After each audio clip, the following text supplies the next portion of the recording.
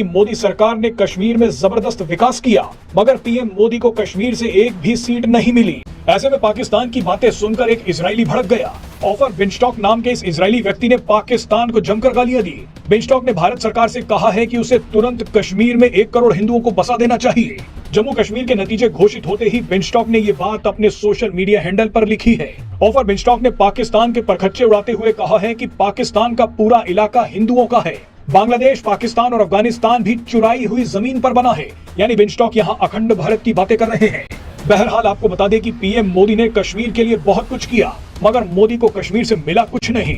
मगर कश्मीर की जनता को शायद इन सभी की जगह 370 वापस चाहिए। भारत को कश्मीर में 10 मिलियन हिंदुओं को बसाना चाहिए। इससे बआसानी भारतीय जनता पार्टी वहां पर इलेक्शन जीत जाएगी। ये स्टेटमेंट है, ये कहां से आई है और इसकी वजह क्या है कि इतनी बड़ी स्टेटमेंट एक ऐसे मुल्क से आई है जिसका पाकिस्तान के साथ या कश्मीर के साथ कोई लेना देना तक नहीं, और क्यों वो भारतीय जनता पार्टी खासकर नरेंद्र मोदी को सपोर्ट कर रहा है। आज की इस वीडियो में आपको यही सब कुछ दिखाते हैं और फिर इस पर भारतीयों का रद्द-ए-अमल भी आपको दिखाएंगे ताकि आपको तमाम सिनेरियो वाज़ेह हो जाए। आज से 2 रोज पहले भारतीय कब्जे वाले कश्मीर, जिसे हम मकबूजा कश्मीर कहते हैं, वहां पर नरेंद्र मोदी सरकार को बदतरीन शिकस्त हुई। वो टेरिटरी जिसे कश्मीर कहा जाता है, क्योंकि कश्मीर को 2 यूनियन टेरिटरीज में कन्वर्ट किया गया है, एक जम्मू है और एक कश्मीर है, जबकि लद्दाख को भी अलग किया गया है। वो जो कश्मीर वाला पार्ट है वहां पर नरेंद्र मोदी सरकार को एक सीट भी नहीं मिली और बुरे तरीके से वहां पर पिटा, जिस पर कश्मीरियों ने खूब जश्न मनाया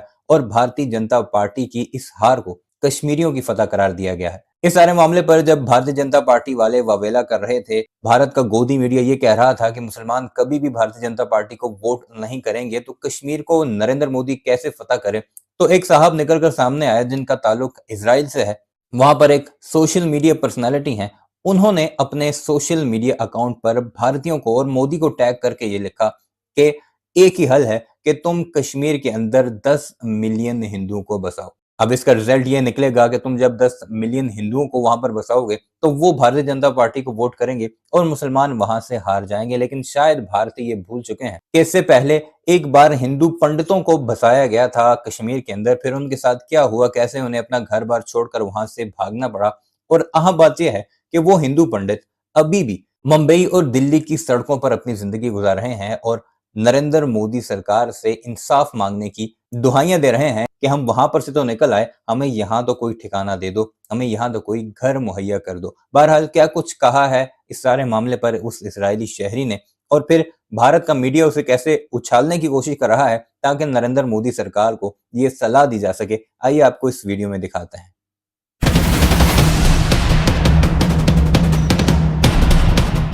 जम्मू कश्मीर की 90 सीटों पर हुए चुनावों के नतीजे घोषित कर दिए गए हैं। नेशनल कॉन्फ्रेंस ने 90 में से 42 सीटों पर जीत दर्ज की है, तो वहीं बीजेपी को जम्मू कश्मीर में 29 सीटें मिली हैं।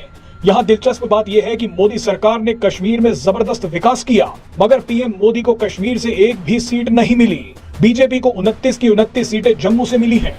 दिलचस्प बात तो ये भी है कि जम्मू का हिंदू वोट भी कई पार्टियों में बंट गया, मगर कश्मीर ने एक तरफा वोटिंग की है। ऐसे में कश्मीर में बीजेपी की हालत देख पाकिस्तान में जश्न मनाया जा रहा है। पाकिस्तान के लोग पीएम मोदी को चिढ़ा रहे हैं, मगर एक इजरायली व्यक्ति ने पाकिस्तान के परखच्चे उड़ा दिए हैं। इस इजरायली ने भारत को भी एक संदेश दिया है। इजराइल के इस व्यक्ति ने कहा है कि भारत को कश्मीर में कम से कम 10 मिलियन हिंदुओं को बसा देना चाहिए। इजराइल के व्यक्ति ने ऐसा क्यों कहा है वो आपको आगे बताएंगे, मगर सबसे पहले ये देखिए कि पाकिस्तान में खुशियां क्यों मनाई जा रही हैं और पीएम मोदी चिंतित क्यों हो गए हैं। एक पाकिस्तानी न्यूज चैनल ने लिखा है कि पीएम मोदी कश्मीर में हार गए हैं। पाकिस्तान के हर अखबार ने नेशनल कॉन्फ्रेंस की जीत के बारे में बड़ी बड़ी हेडलाइंस लिखी हैं। कई पाकिस्तानी यूट्यूबर्स बोल रहे हैं कि मोदी ने कश्मीर के लिए बहुत कुछ किया, मगर कश्मीर की जनता ने उन्हें वोट नहीं दिया। ऐसे में पाकिस्तान की बातें सुनकर एक इजरायली भड़क गया। ऑफर बिनस्टॉक नाम के इस इजरायली व्यक्ति ने पाकिस्तान को जमकर गालियां दी। बिनस्टॉक ने भारत सरकार से कहा है कि उसे तुरंत कश्मीर में 1 करोड़ हिंदुओं को बसा देना चाहिए। जम्मू कश्मीर के नतीजे घोषित होते ही बिनस्टॉक ने ये बात अपने सोशल मीडिया हैंडल पर लिखी है। ऑफर बिनस्टॉक ने पाकिस्तान के परखच्चे उड़ाते हुए कहा है कि पाकिस्तान का पूरा इलाका हिंदुओं का है। बांग्लादेश, पाकिस्तान और अफगानिस्तान भी चुराई हुई जमीन पर बना है। यानी बिनस्टॉक यहाँ अखंड भारत की बातें कर रहे हैं। बहरहाल आपको बता दें कि पीएम मोदी ने कश्मीर के लिए बहुत कुछ किया, मगर मोदी को कश्मीर से मिला कुछ नहीं। मोदी सरकार ने कश्मीर के लिए बम्पर योजनाएं लागू की। कश्मीर की तस्वीर पूरी तरह से बदल दी गई। पीएम मोदी ने कश्मीर के विकास की ग्लोबल ब्रांडिंग तक कर दी। कश्मीर में G20 की एक बैठक करवाई गई, योग दिवस का आयोजन करवाया गया, संयुक्त अरब अमीरात जैसे देश से निवेश भी कश्मीर में लाया गया। मगर कश्मीर की जनता को शायद इन सभी की जगह 370 वापस चाहिए। जम्मू कश्मीर में धमाकेदार जीत के बाद उमर अब्दुल्ला का बयान सामने आया। उन्होंने कहा कि अब उनके लिए केंद्र सरकार से संबंध बनाना बेहद जरूरी हो गया है ताकि जम्मू कश्मीर की परेशानियों का हल निकाला जा सके।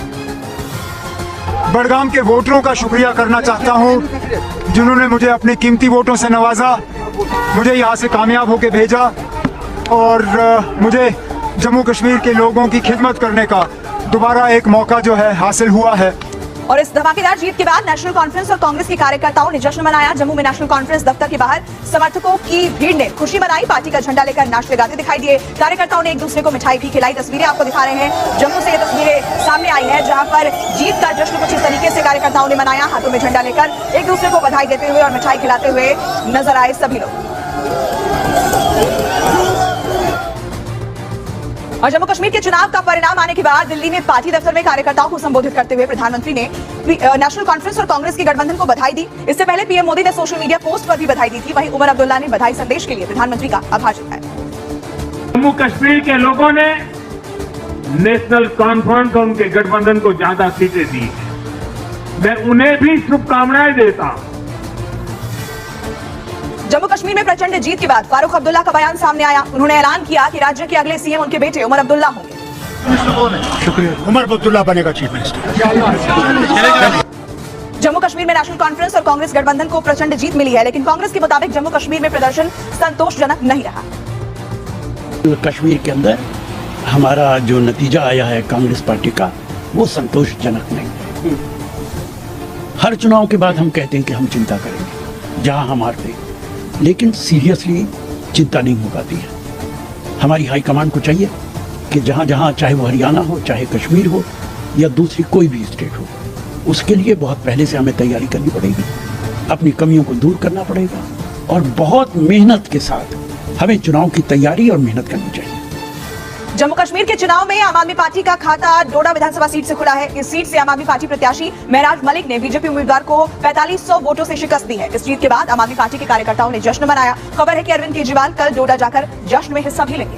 तो चलो खुश इसलिए हूँ कि इंसाफ कर सकता हूँ, बस दूसरे का दर्द बांट सकता हूँ, उसके साथ थोड़ा सा हाथ बढ़ा सकता हूँ, बस उसी के लिए कोशिश की थी। लोग बात समझ गए, 15 साल लगे, 15 साल के बाद इक़्तिदार आया और इक़्तिदार में लोगों के साथ जो मसले होंगे।